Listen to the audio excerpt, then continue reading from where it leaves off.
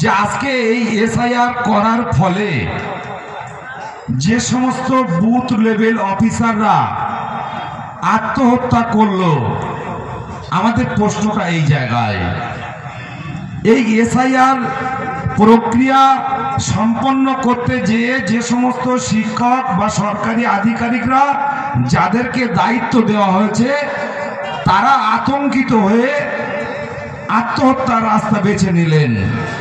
কেন এই আতঙ্ক? গোটা দেশ জুড়ে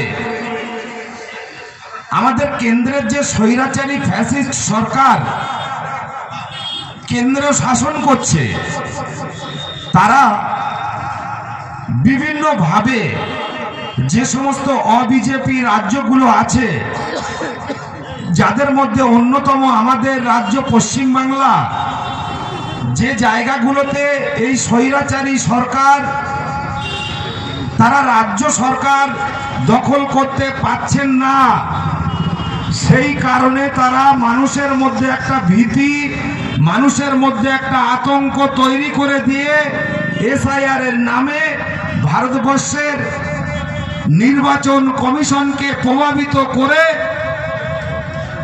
মানুষের উপরে একটা বোঝা চাপিয়ে দিচ্ছেন। এর বিরুদ্ধে আমাদের প্রতিবাদ।